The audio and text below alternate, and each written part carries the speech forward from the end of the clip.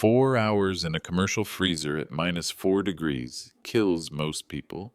My own son locked me inside, watched through the window to make sure I was dying, then walked away to steal my $5 million company. But here's what Austin didn't know about his old man.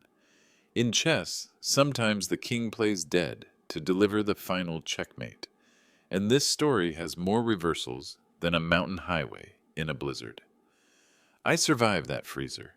I pretended the cold had scrambled my brain, and I spent 3 weeks gathering evidence while my Harvard MBA son confessed to crimes that would destroy him completely. If you've ever been betrayed by someone you trusted with everything, this story's for you. Hit subscribe because family betrayal gets complicated fast, and you won't believe how this ends. My name is Russell Caldwell, and I built Caldwell Transport Systems from nothing. 35 years ago, I was driving long-haul routes with a beat-up Peterbilt and a dream. Today, we operate 45 refrigerated trucks across 3 states, moving everything from frozen foods to pharmaceuticals. Our cold storage facility spans 50,000 square feet, keeping products at precisely controlled temperatures. The business is worth $5.4 million. Every penny earned through honest work, long nights, and keeping my word to customers. Austin never understood that. My 34-year-old son graduated Harvard Business School with an MBA and enough entitlement to choke a horse. While I was building this company mile by mile, Austin was learning theories about leveraging other people's money and maximizing shareholder value. He joined the company as VP of Operations 3 years ago, after his third startup failed spectacularly. That Friday afternoon, December 15th, Austin asked me to check something in our main freezer unit. Nothing unusual. We inspect the cold storage weekly to ensure temperature consistency. The unit maintains -20 Celsius, cold enough to preserve product quality, and cold enough to kill someone in a few hours.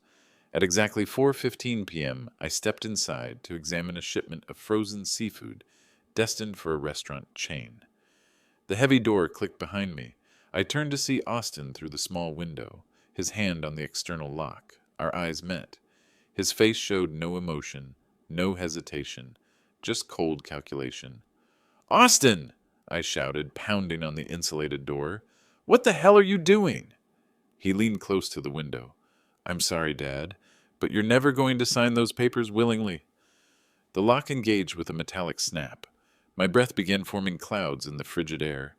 The walls, designed to keep cold in and heat out, became my prison. Austin walked away without looking back. I had maybe 4 hours before hypothermia would shut down my organs. 4 hours to figure out why my own son wanted me dead. 4 hours to survive what felt like a betrayal, worse than any business deal gone wrong. The cold bit through my jacket within minutes. I started moving to maintain circulation, drawing on survival training from my Army days before I became a trucker. Keep moving, stay alert, don't panic. But as the temperature started affecting my thinking, one thought remained crystal clear. Austin didn't just want me incapacitated, he wanted me gone permanently. And I knew exactly what Austin was after. Let me tell you about the son I raised and the business I built. Because understanding both explains why Austin thought murder was his best option. After my discharge from the Army in 1987, I bought my first truck with a veteran's loan. Martha, my wife of 28 years, supported every crazy decision. The second mortgage to buy more equipment. The sleepless nights when I drove routes myself to save money. The years when we ate peanut butter sandwiches so the business could grow. Austin was born in 1990, when the company was barely profitable. He grew up watching me work 18-hour days, but somehow concluded that business success meant delegating everything while you played golf. Harvard Business School reinforced his belief that smart people make money, move, while dumb people move freight. Martha died 2 years ago from cancer. Watching her fight for 8 months changed me. Life's too short for regrets, but it's also too precious to waste on people who don't respect what you've built. After her funeral, I made changes to protect what mattered most. See, Austin always assumed he'd inherit everything automatically. We never discussed it directly, but he acted like the company was already his. He'd make comments about modernizing operations and exploring strategic partnerships, business school code for gutting a profitable company to maximize short-term returns. What Austin didn't know was that Martha's death prompted me to do some estate planning. I consulted with lawyers about asset protection trusts and employee ownership structures. Not because I planned to die soon, but because I wanted to ensure the company would survive, even if something happened to me. Our head dispatcher, Diane Fletcher, has worked here 18 years.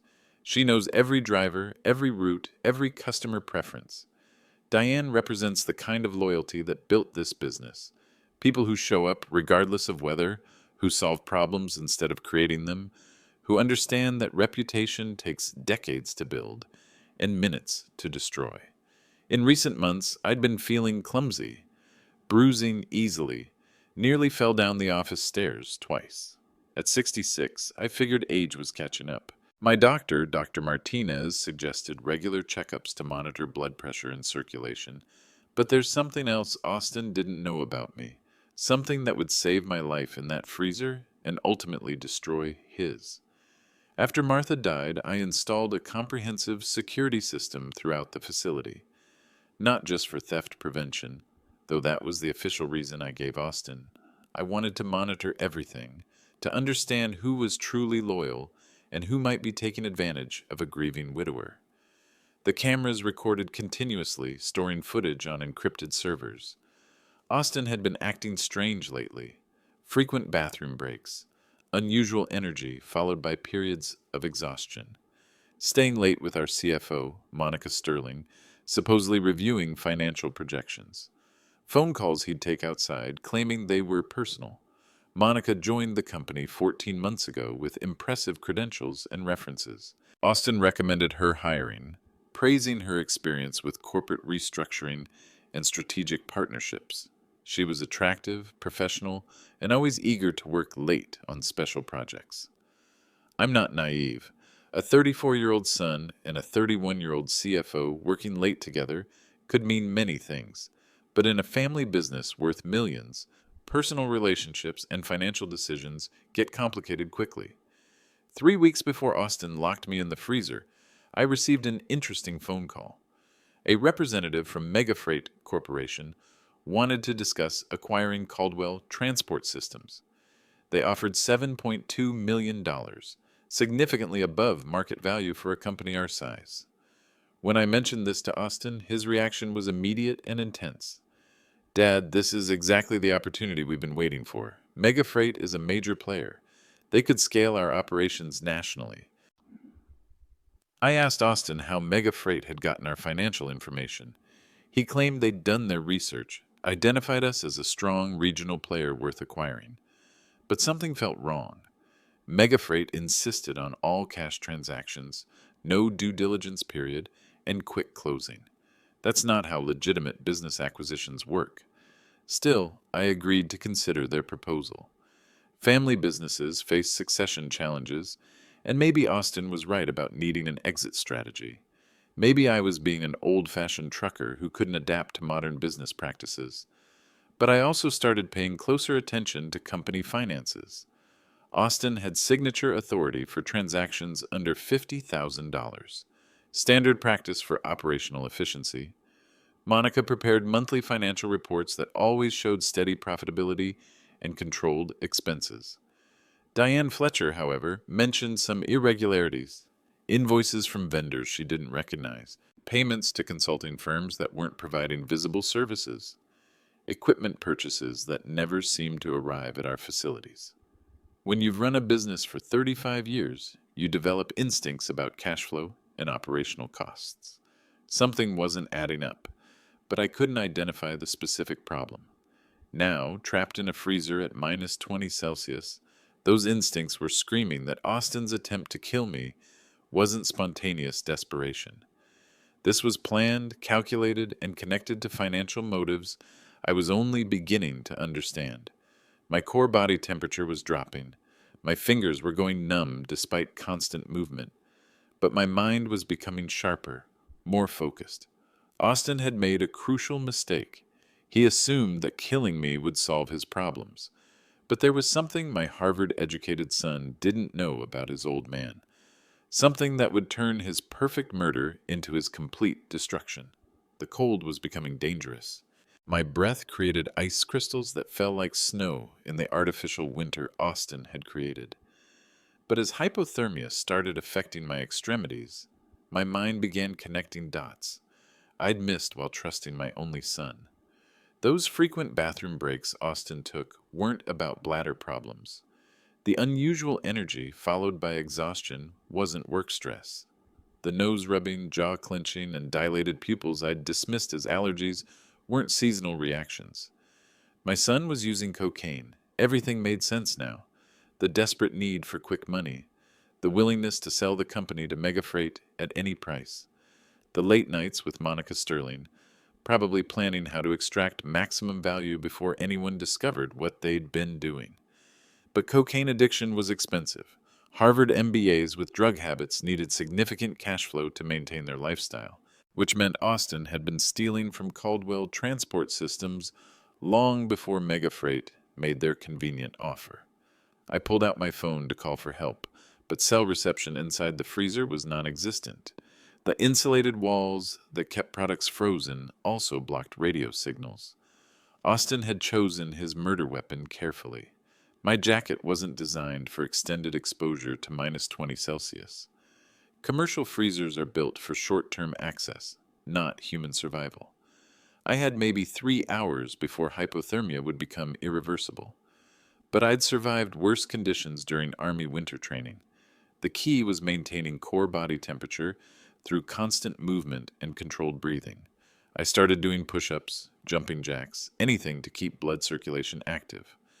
While exercising, I mentally reviewed everything I knew about Austin's recent behavior and company finances. Monica Sterling's hiring coincided with Austin gaining more financial authority. The Mega Freight acquisition offer arrived just as I'd started asking questions about unusual expenses. Then I remembered something that made my blood run cold, colder than the freezer itself. 6 months ago, Dr. Martinez prescribed blood thinners after some routine tests showed elevated clotting factors. I'd been taking warfarin daily, assuming it was preventive medicine for a man my age, but the bruising, the falls, the weakness, those were symptoms of excessive anticoagulation. Someone had been increasing my warfarin dosage gradually, creating symptoms that looked like natural aging while actually poisoning me slowly. If I'd died from a fall or bleeding episode, Austin would have inherited everything without suspicion. The freezer was just plan B. I checked my watch, 4:47 p.m. I'd been trapped for 32 minutes. Austin probably expected me to lose consciousness within 2 hours and die within 4. He'd return Monday morning, discover my body, and play the devastated son whose father suffered a tragic accident. But Austin had underestimated the man who'd built this company from nothing. I wasn't going to die in a freezer like some frozen product waiting for delivery. I found an emergency toolkit mounted near the door, standard safety equipment in commercial freezers.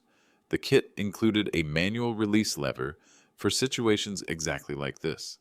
But when I tried to operate it, nothing happened. The lever had been disabled from the outside. Austin had planned this carefully. Disable the emergency release. Ensure no cell phone reception. Choose a Friday afternoon when most employees had already left for the weekend. By Monday morning, I'd be dead, and Austin would control my $5.4 million company. Except Austin made one critical error. After Martha died, when I installed that comprehensive security system, I didn't just put cameras in obvious locations. I installed them everywhere, including inside the cold storage facility. Every conversation, every action, every moment of Austin's attempted murder was being recorded on encrypted servers he knew nothing about. My core temperature was dropping dangerously. I could feel the early stages of hypothermia affecting my coordination and judgment, but I also felt something Austin would never understand. The quiet rage of a man who'd worked honestly for everything he owned, now betrayed by the one person he'd trusted completely. I had to survive the next 3 hours, not just to live, but to ensure that Austin faced consequences for what he'd done to me. to the company, and to the employees who depended on Caldwell Transport Systems for their livelihoods. The old king wasn't dead yet, and when I escaped this freezer, Austin was about to learn the difference between Harvard Business School theories and real-world consequences. But first, I heard footsteps approaching the freezer door, and I realized my son was coming back to check on his work. The footsteps stopped outside the freezer door. I could see Austin's face through the small window, checking to see if his plan was working. My body temperature had dropped to dangerous levels. I was shivering uncontrollably, and my coordination was deteriorating rapidly. This was the moment that would determine everything. I made a decision that would save my life and ultimately destroy Austin's. Instead of pounding on the door and begging for help, I collapsed near the window where he could see me. I let my eyes roll back slightly, made my breathing shallow and irregular, and played dead. Austin peered through the window for several minutes. I could see him checking his watch, calculating timing. After what felt like hours but was probably 5 minutes, he walked away satisfied that hypothermia was taking its course. But I wasn't dying. I was planning. When I was certain Austin had left, I resumed moving to maintain circulation. The emergency release lever might be disabled, but commercial freezers have other safety features.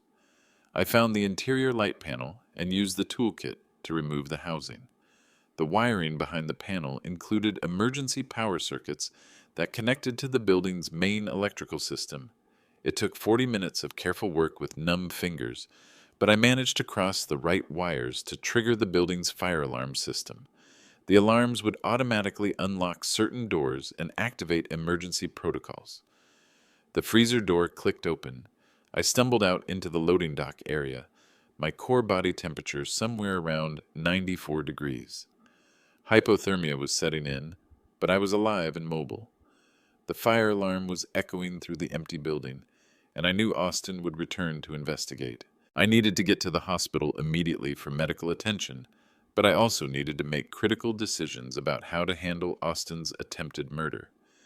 If I accused him directly, it would become a he said, she said situation.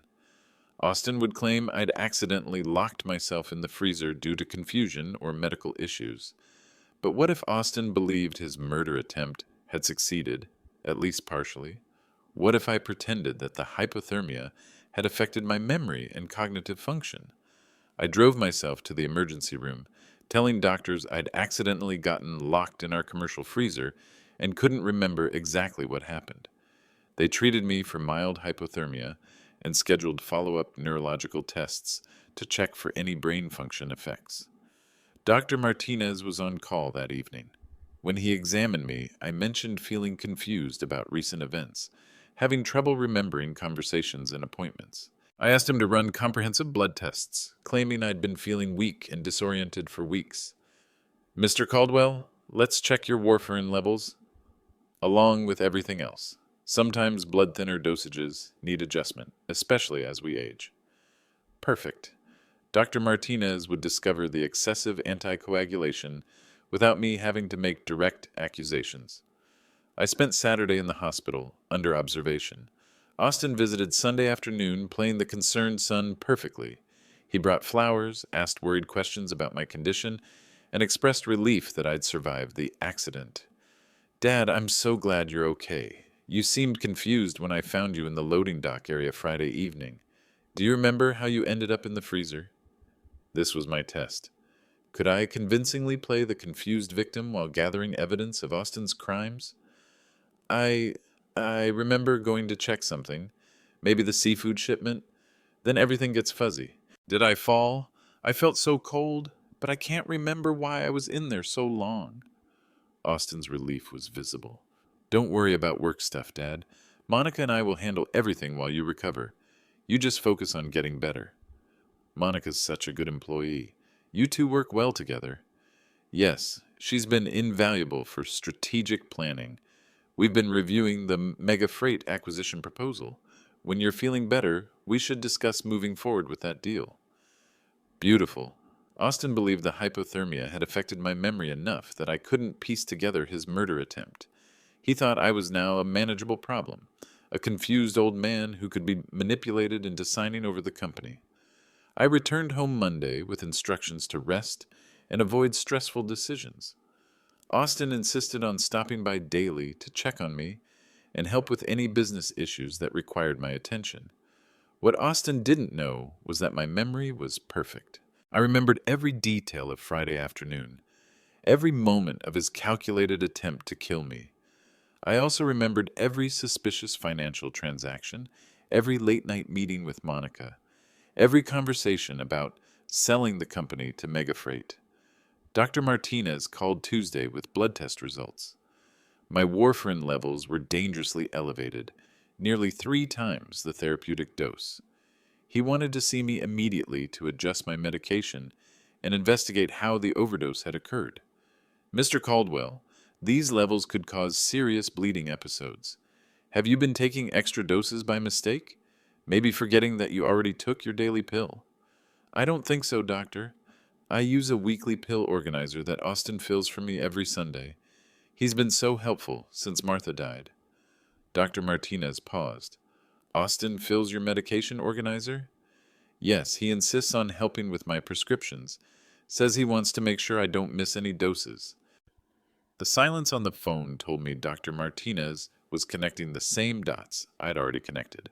Austin was about to learn that some bridges burned themselves, but this father still had moves his Harvard-educated son had never imagined. The next 3 weeks became a masterclass in strategic deception. While Austin believed he was managing a confused victim of hypothermia-induced memory loss, I was systematically gathering evidence that would destroy him. Playing confused required careful calibration. Too little confusion, and Austin would become suspicious. Too much confusion, and I'd lose credibility when the truth came out. I needed to seem impaired enough that Austin felt safe, but competent enough that my eventual testimony would be believable. Dr. Martinez scheduled me for comprehensive neurological testing, which gave me perfect cover for seeming uncertain about recent events.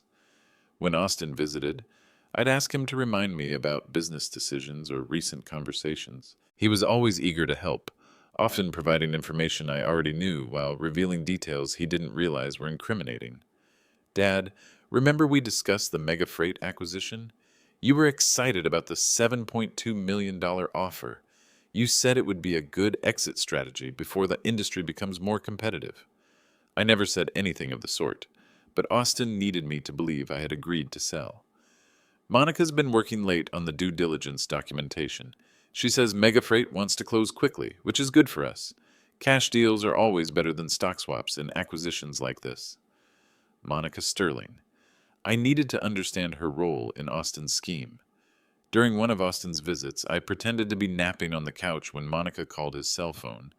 He answered without leaving the room, assuming I was asleep or too confused to follow the conversation. The old man's brain is fried, Austin said quietly. The hypothermia did exactly what we hoped. He doesn't remember anything about Friday, and the doctors say cold-induced confusion can last for weeks. Long pause while Monica spoke. No, he hasn't asked about the missing money. He's been asking me to remind him about recent business decisions, which gives us perfect cover to push through the Mega Freight deal. Another pause. After the sale closes, we'll have enough to pay off my debts and disappear to the Cayman accounts. The old bastard will never know what hit him. I continued pretending to sleep while my son and his accomplice planned to steal my life's work. But Austin's phone conversation revealed something crucial. They had Cayman Islands accounts set up, which meant this conspiracy involved international money laundering. The next morning, I called Diane Fletcher, our head dispatcher who'd worked for me 18 years. Diane, I'm having some memory issues after the freezer accident. Could you help me review some recent financial transactions? I want to make sure I understand what Austin and Monica have been handling.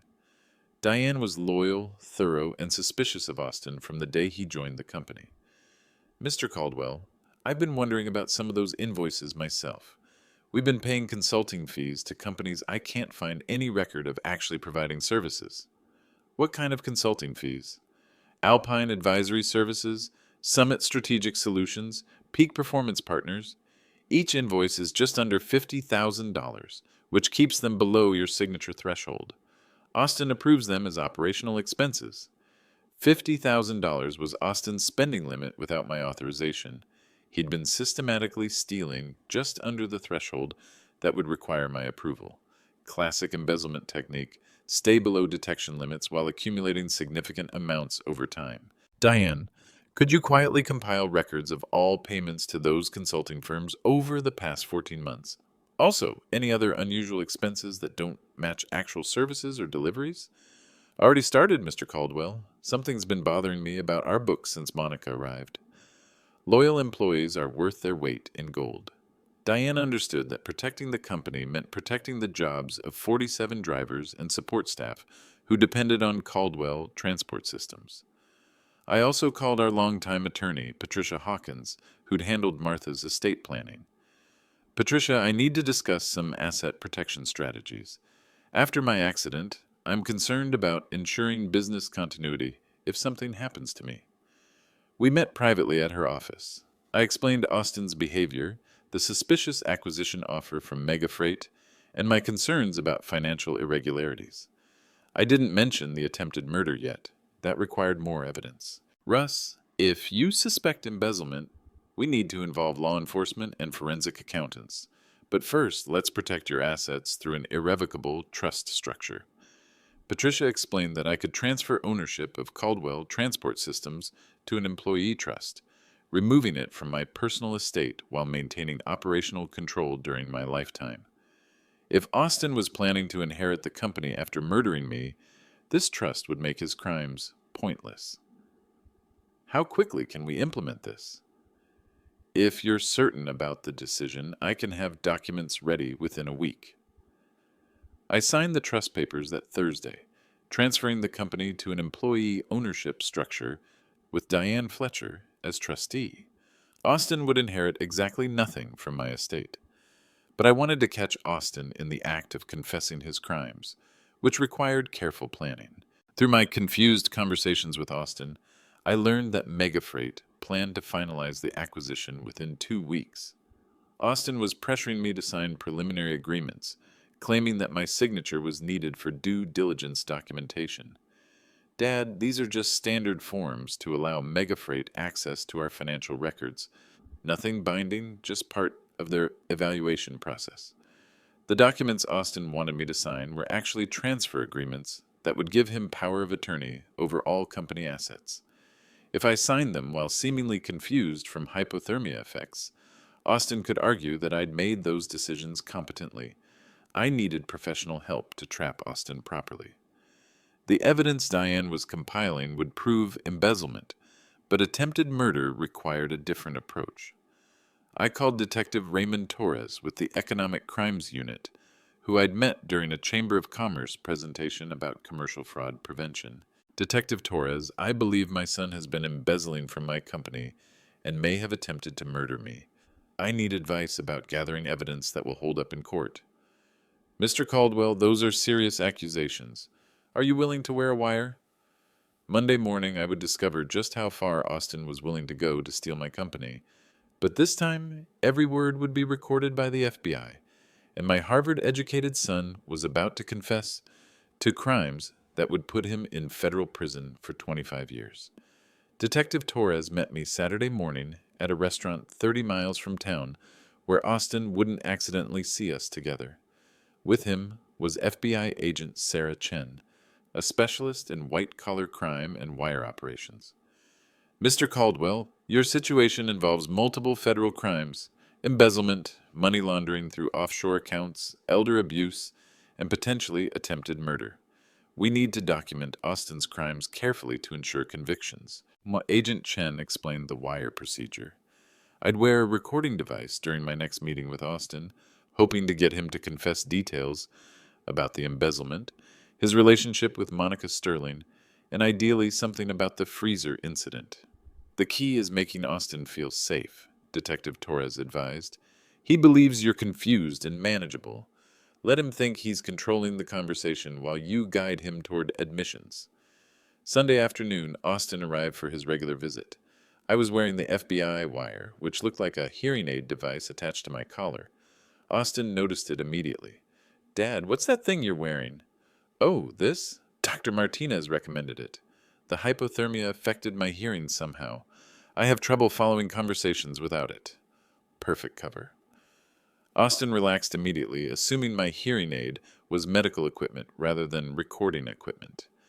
Actually, Austin, I'm glad you're here. I've been trying to remember exactly what happened that Friday. The doctors say reviewing details might help my memory recover. Dad, you don't need to worry about that. You had an accident, but you're fine now. Let's focus on moving forward with the business decisions we discussed. But I can't remember our discussions. Could you remind me about Mega Freight? Why are we selling the company? Austin sat forward, seeing an opportunity to manipulate his confused father into cooperation. Dad, we've talked about this several times since your accident. The trucking industry is changing rapidly. Companies like ours need to scale up or get left behind. Megafreight can offer the resources and technology we can't afford independently.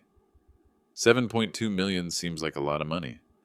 It's fair market value for our assets and customer base. Monica's financial analysis shows we're at peak valuation right now. If we wait, we might miss this opportunity. Monica's so smart. How did we find someone with her qualifications willing to work for our little company? Austin's expression shifted slightly. Monica came highly recommended. She has experience with corporate restructuring and strategic partnerships. Her expertise is exactly what we needed for growth planning. I could hear the careful phrasing. Austin was avoiding details about how Monica really joined the company. I trust your judgment about hiring decisions. You and Monica work so well together, staying late all those nights planning our future. Yes, Monica's very dedicated to the company's success. The FBI wire was recording Austin's careful answers, but I needed him to reveal more about their relationship and financial activities. Austin, I've been confused about some of our recent expenses. Diane mentioned consulting fees for companies I don't remember hiring. Alpine Advisory Services?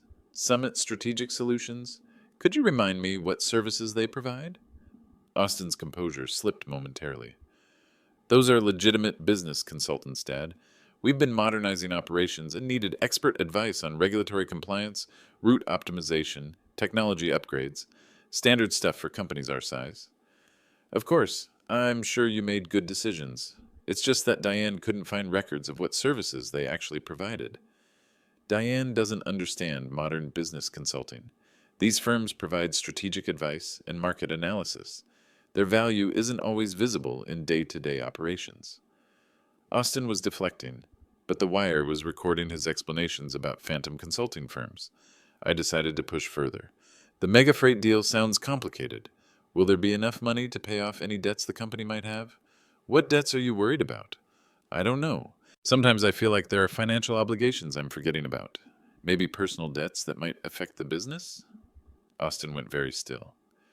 Dad, are you asking if I have personal debts? I'm not asking anything specific. My memory's been so foggy since the accident. I just want to make sure we handle everything properly. There are no personal debts that would affect the company sale. That was Austin's first clear lie on the recording. I knew he owed significant money to dangerous people, but he was denying it under FBI surveillance. Good. I worry about protecting what we've built.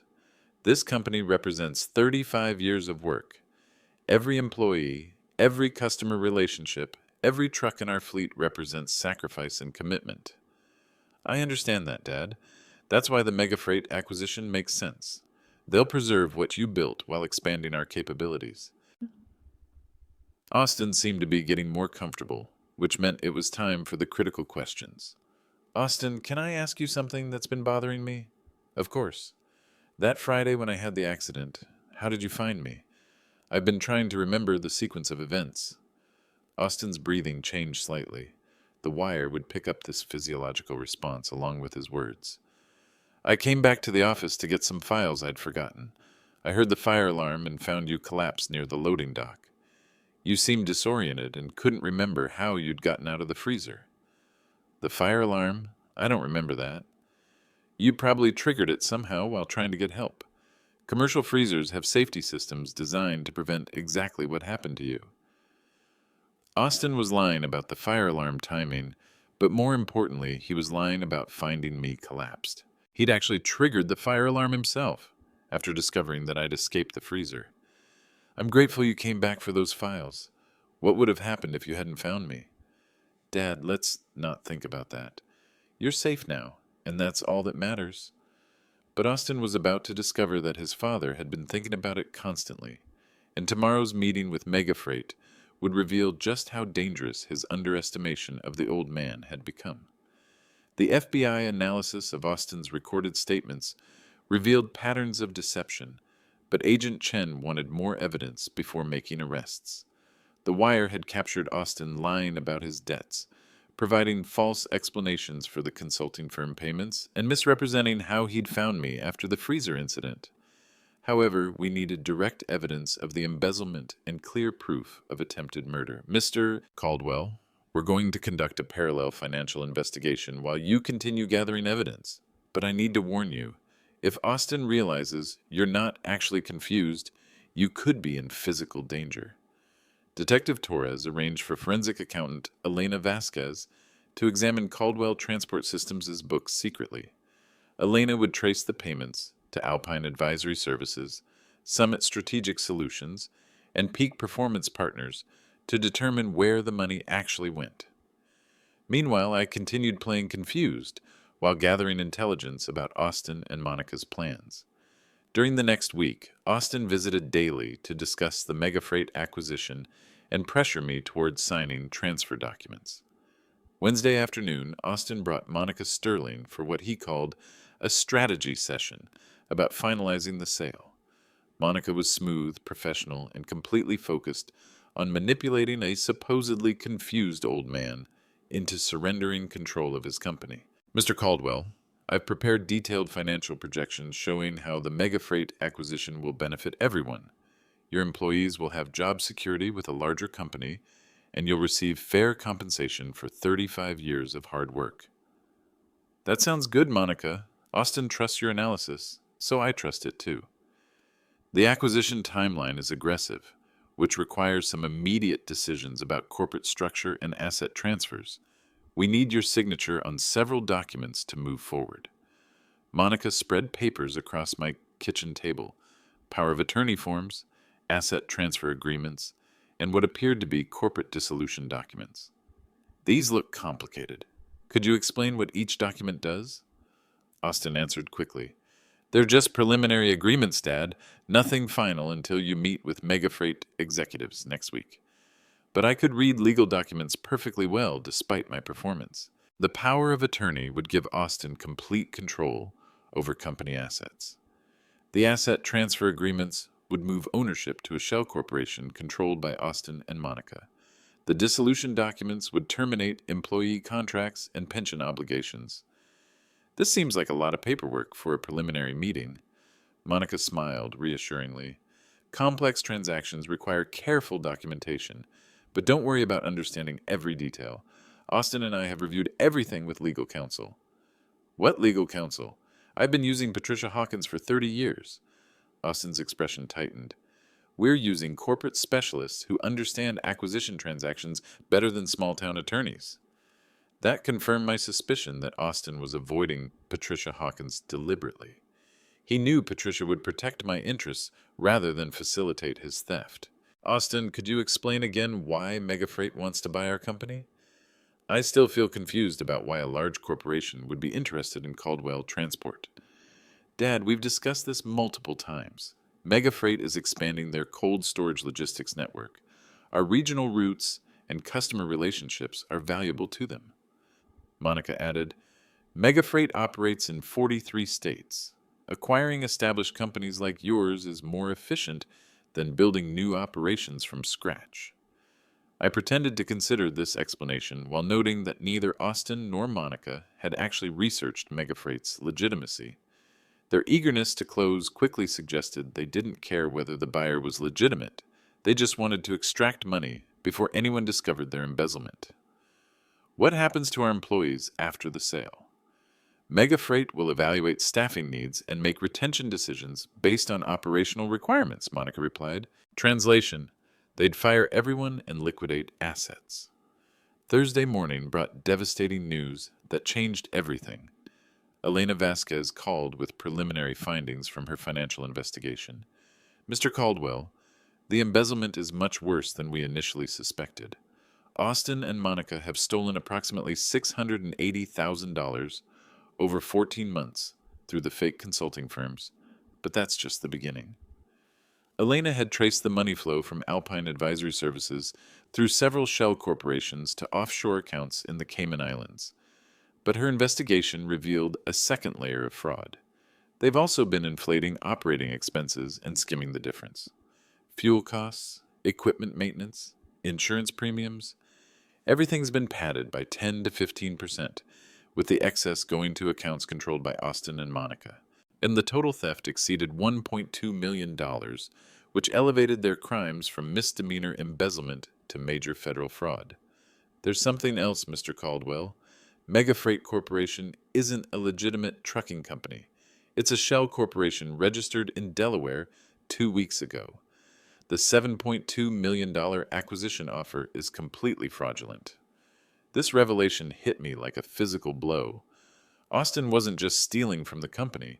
He was planning to fake a sale, pocket the entire $7.2 million, and disappear internationally while leaving our employees with nothing. Elena, what was Austin's plan if Mega Freight doesn't actually exist? Based on the corporate documents, he would have used your power of attorney to liquidate company assets, claimed the proceeds were acquisition payments, and transferred everything to offshore accounts. By the time anyone realized Mega Freight was fake, Austin and Monica would be in non-extradition countries with over $8 million. The scope of betrayal was breathtaking. Austin wasn't just trying to inherit the company after murdering me. He was planning to steal everything while I was still alive, using my supposed confusion to facilitate the largest theft in our family's history. But Elena's investigation revealed something even more disturbing. Mr. Caldwell, Austin has been researching your life insurance policies and retirement accounts. He's also made inquiries about accelerated inheritance procedures for elderly parents with cognitive impairment. Austin wasn't planning to wait for my natural death. The freezer incident was just his first murder attempt. If I continued seeming confused and manageable, he'd eventually arrange another accident to access my personal assets along with the company money. I called Agent Chen immediately. We need to accelerate this investigation. Austin's planning to kill me again, and he's prepared to steal over $8 million from the company and its employees. Mr. Caldwell, we're ready to move. Elena's financial evidence combined with your recorded conversations gives us enough for federal charges. But we want to catch Austin in the act of attempting to transfer assets to offshore accounts. Friday morning, Austin called to schedule our meeting with Mega Freight executives for Monday at 2:30 p.m. He wanted me to bring all signed documents and be prepared to finalize the acquisition. Dad, this is the culmination of everything we've worked toward. By Monday evening, you'll be free from the stress of running a business, and our family will be set for life. Austin had no idea that Monday afternoon would be the last day of his freedom, or that his Harvard MBA was about to become worthless in federal prison. FBI agent Chen and Detective Torres spent the weekend preparing what they called a controlled operation to catch Austin and Monica attempting to transfer stolen assets to offshore accounts. The plan required precise timing and multiple recording devices to ensure admissible evidence. Mr. Caldwell, we'll have agents positioned throughout the building where you're meeting Austin. You'll wear a wire, and we'll also have video surveillance of the entire transaction. When Austin attempts to access the company accounts for the fake Mega Freight transfer, we'll have everything we need for arrest and prosecution. Elena Vasquez had prepared fake documents showing that the asset transfers were ready to proceed, giving Austin and Monica confidence that their plan was working perfectly. But I'd spent the weekend making one final preparation that would ensure Austin lost everything, even if the FBI operation somehow failed. Sunday afternoon, I visited Patricia Hawkins to sign additional legal documents. Russ, the employee trust is already protected from Austin's theft attempts, but given the scope of his crimes, I recommend we also revoke his access to your personal accounts and remove him as beneficiary of your life insurance policies. Do it. Austin stopped being my son the moment he locked me in that freezer. Patricia also prepared a comprehensive confession letter detailing everything I knew about Austin's crimes to be opened in case something happened to me before his arrest. Monday morning, Dr. Martinez called with final confirmation about my blood work. Mr. Caldwell, there's no question that someone was systematically poisoning you with excess warfarin. The dosage levels we found would have caused fatal bleeding episodes within weeks. You need to consider filing criminal charges against whoever had access to your medications. Thank you, Dr. Martinez. I'm already working with law enforcement about that situation. At 2:15 p.m., I arrived at the meeting location, a conference room Austin had rented at a downtown office building. Austin and Monica were already there, along with two men wearing expensive suits who were supposedly mega freight executives. I was wearing an FBI wire and carrying documents that would supposedly transfer $8 million to the fake acquisition company. Dad, I'd like you to meet James Richardson and Peter Walsh from Mega Freight Corporation. They've flown in from Dallas specifically for this closing. The executives were actually professional con artists working with Austin and Monica.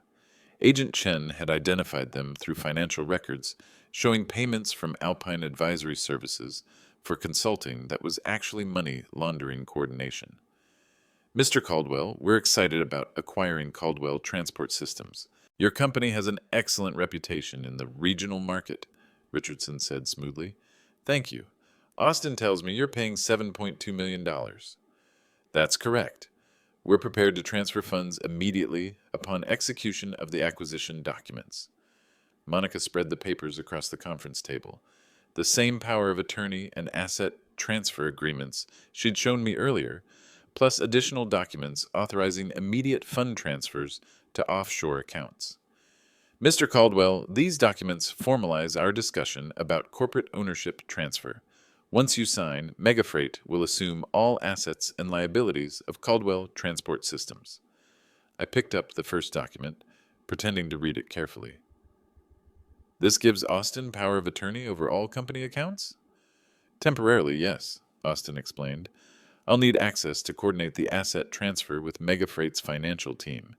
It's standard procedure for acquisitions. And this document transfers ownership to... I looked at the signature line. Apex Holdings Corporation? Richardson answered. Apex Holdings is Megafreight's acquisition subsidiary. We use separate corporations for different business units. I knew from Elena's investigation that Apex Holdings was registered to a mail drop in the Cayman Islands, controlled by Austin and Monica through the fake consulting companies. Before I sign anything, could someone explain exactly where the $7.2 million is coming from? Austin and Monica exchanged glances. They needed me to sign quickly before I started asking questions that revealed the fraud. Dad, we've been through this multiple times. Mega Freight has secured financing through their corporate bank. Once you sign the transfer documents, they'll wire the money directly to accounts we've designated. Which accounts? The same accounts we use for company operations, Monica said smoothly. That was Austin's first clear lie on the FBI recording. The money was going to Cayman Islands, accounts that had nothing to do with Caldwell Transport Systems. It was time to spring the trap that would destroy Austin's life completely.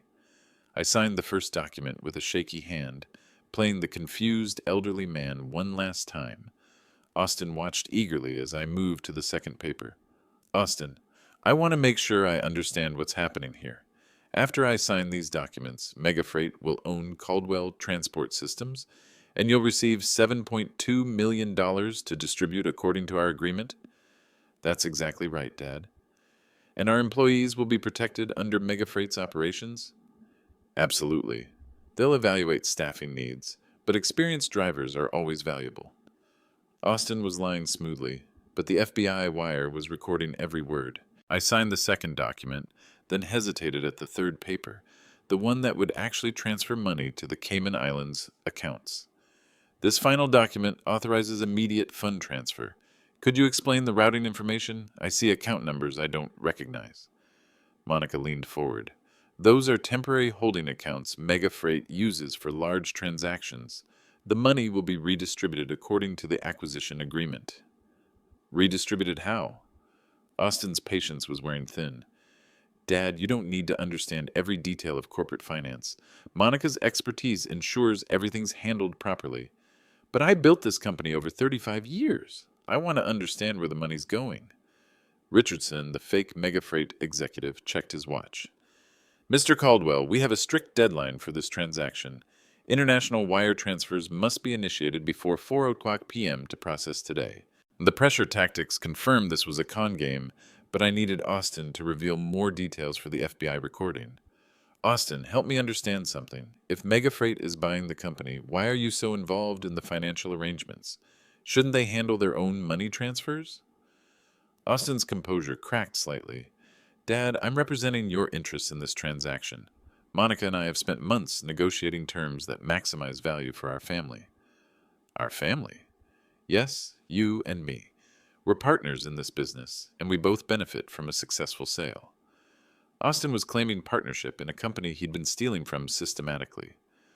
Austin, are you sure there are no personal debts that might complicate this transaction? Austin went very still.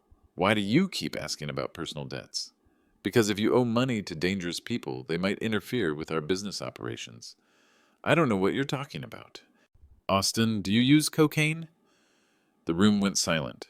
Monica, Richardson, and Walsh all stared at Austin, whose face had gone pale. Dad, why would you ask something like that?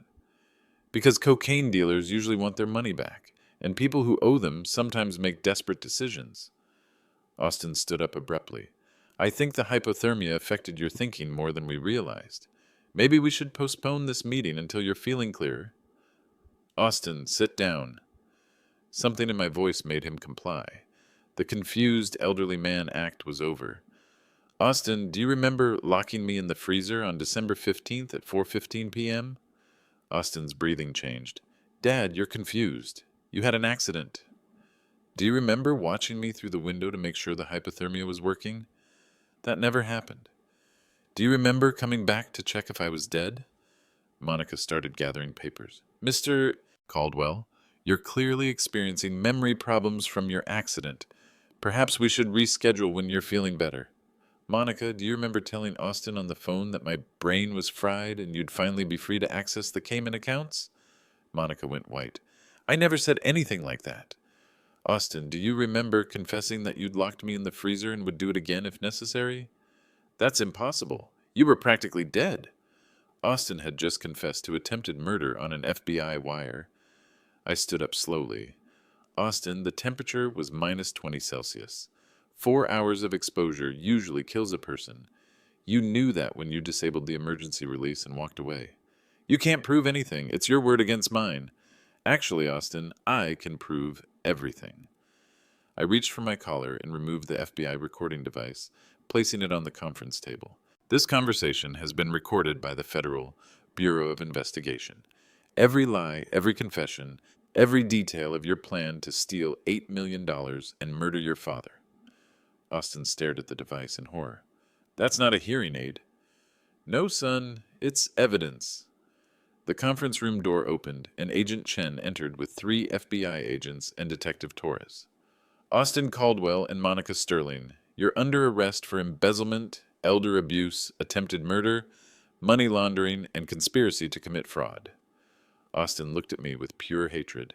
You bastard! You've been lying this entire time. Yes, Austin, I've been lying about being confused, just like you've been lying about everything else for the past 14 months. As the FBI agents handcuffed Austin and Monica, I felt something I hadn't expected. Not satisfaction or revenge, just profound sadness that my son had chosen greed over family, theft over honest work, murder over love. But there was one final twist that would complete Austin's destruction and ensure he lost everything he'd tried to steal.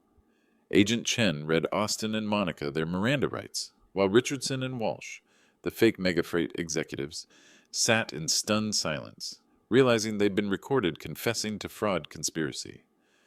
Austin Caldwell, you have the right to remain silent. Anything you say can and will be used against you in a court of law.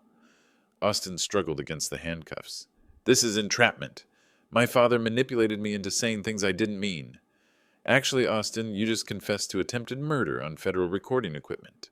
Elena Vasquez has documented your theft of $680,000 through fake consulting companies. And Detective Torres has evidence that you've been systematically poisoning me with warfarin for 6 months. Austin's face went ashen. Poisoning?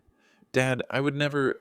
Blood tests don't lie, son. 3 times the therapeutic dose, administered through medication you prepared yourself every Sunday. Monica Sterling found her voice. Mr. Caldwell, Austin told me you were experiencing memory problems and needed help with business decisions. I never knew about any attempted murder. I looked at Monica with the same cold assessment I'd use for a lying vendor. Monica, you told Austin his father's brain was fried, and you could finally access the Cayman accounts. You've been stealing money for 14 months while planning to disappear internationally after faking an $8 million acquisition. You're not a victim. You're a co-conspirator. Detective Torres stepped forward with additional paperwork. Ms. Sterling, we've also identified your relationship with Austin through hotel records and joint financial accounts. You've been planning this fraud together while conducting an affair that violated your fiduciary duties to the company. But Richardson, the fake megafreight executive, spoke for the first time since the arrest began. We were just hired to play roles. We didn't know about any murder attempts. Agent Chen responded, Mr. Richardson, you've been laundering money for Austin and Monica through multiple shell corporations. You're facing RICO charges along with fraud conspiracy. As the FBI agents prepared to escort Austin from the conference room, I had one final revelation that would ensure his complete destruction. Austin, there's something else you should know before they take you away. Austin turned back, still hoping somehow to salvage the situation. 3 weeks ago, I transferred ownership of Caldwell Transport Systems to an irrevocable employee trust. You don't inherit the company. You never inherited the company. Even if you'd successfully murdered me, you would have gotten nothing. Austin's legs buckled. That's impossible. I'm your only heir. You were my son. Now you're just evidence. Dad, I'm still your family. You have to forgive me. Austin, I would have given you anything you needed if you'd asked honestly. Instead, you chose to steal, poison, and attempt murder. Some bridges burned themselves. Agent Chen intervened. Mr. Caldwell, we need to transport the suspects for processing. As Austin was led away in handcuffs, he screamed back at me, You can't do this. I'm your blood. I'm your legacy. Austin, my legacy is 47 employees who've worked honestly for decades. Loyal people like Diane Fletcher, who protected the company when my own son was robbing it. That's family. That's legacy. This isn't over. Yes, Austin, it is. The conference room door closed behind the FBI agents and their prisoners. Detective Torres remained to handle final paperwork and evidence collection. Mr. Caldwell, based on the recorded confessions, and Elena Vasquez's financial evidence, Austin and Monica are looking at 25 years minimum in federal prison. The attempted murder charges alone carry life sentences. I sat in the empty conference room surrounded by the fake documents that would have stolen everything I'd built over 35 years. But I felt something unexpected. Not triumph or revenge, but quiet peace. The old king had delivered checkmate, and my son had finally learned the difference between Harvard Business School theories and real-world consequences. But my story wasn't about destroying Austin. It was about protecting the people who'd earned protection through loyalty, hard work, and integrity. 6 months later, I sat in the renovated office that once displayed family photos of Austin graduating Harvard, Austin joining the company, Austin receiving industry awards he'd never deserved. Now the walls showed pictures of our drivers, our trucks, our customers, and our community involvement projects. Caldwell Transport Systems operates as an employee-owned cooperative. Diane Fletcher serves as general manager. Elena Vasquez handles our financial oversight, and I work as a consultant teaching young drivers about safety, customer service, and integrity. Austin was sentenced to 25 years in federal prison without possibility of parole. Monica Sterling received 18 years. Richardson and Walsh, the fake megafreight executives, got 12 years each for money laundering conspiracy. The stolen money, all $680,000, was recovered from offshore accounts and returned to the company. We used those funds to upgrade our fleet, improve driver benefits, and establish a scholarship program for logistics students who demonstrate both academic excellence and ethical character. I never visited Austin in prison. I never answered his letters. When his court-appointed attorney asked if I'd provide character testimony for sentencing, I declined. Some relationships end completely, and this was one of them, Dr. Ed. Martinez confirmed that the warfarin poisoning had been gradually killing me for 6 months. Without medical intervention, I would have died from internal bleeding within weeks of Austin's freezer murder attempt. My son had been patient, methodical, and absolutely committed to patricide. The company's 47 employees now own shares proportional to their years of service and contribution. Several drivers who'd been with us over 20 years became millionaires when we distributed ownership stakes. Loyal employees deserve loyal treatment. I purchased a small ranch outside town where I raise cattle and grow vegetables. At 67, I've learned that meaningful work doesn't require corporate titles or family succession planning. It just requires showing up every day to do something useful for people who appreciate your efforts. Sometimes people ask if I regret being so harsh with Austin. They suggest that family forgiveness might have rehabilitated him, given him a chance to make amends. But love isn't about enabling destructive behavior. Sometimes the most loving thing you can do is establish absolute boundaries and let people face the consequences of their choices. Austin chose greed over family, theft over honesty, murder over love. Those choices have prices.